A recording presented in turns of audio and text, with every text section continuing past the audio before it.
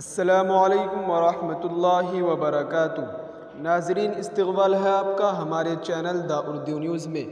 جی ہاں ناظرین، آج دیوبند سے بہت بڑی خبر نکل کر سامنے آ رہی ہے۔ دیوبند میں ایک مرتبہ پھر اے ٹی ایس نے کارروائی کرتے ہوئے ایک عطر فروش سمیت 2 مشتبہ بنگلہ دیشیوں کو حراست میں لیا ہے۔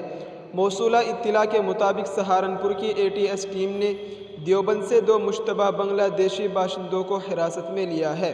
حراست میں لیے گئے دونوں مشتبہ نوجوان دیوبند کی ایک کالونی میں کرائے کا کمرہ لے کر رہ رہے تھے، جن میں سے ایک عطر کا کاروبار کرتا تھا۔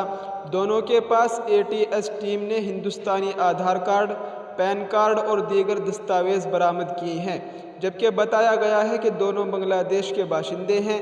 ان دونوں مشتبہ افراد کو لکھنؤ اے ٹی ایس کو ملنے والے ان پٹ کی بنیاد پر حراست میں لیا گیا ہے۔ دونوں سے پوچھ تاچھ کی جا رہی ہے۔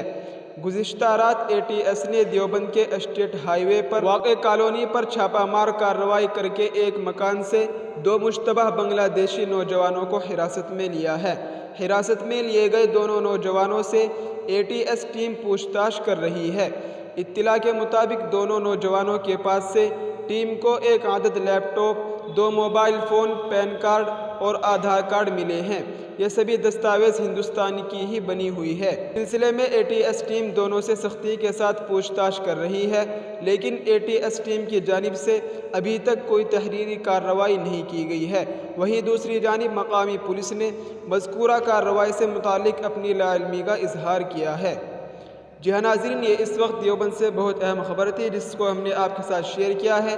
ہماری آپ سے گزارش ہے کہ ہماری اس ویڈیو کو زیادہ سے زیادہ شیئر کریں۔ السلام علیکم ورحمۃ اللہ وبرکاتہ۔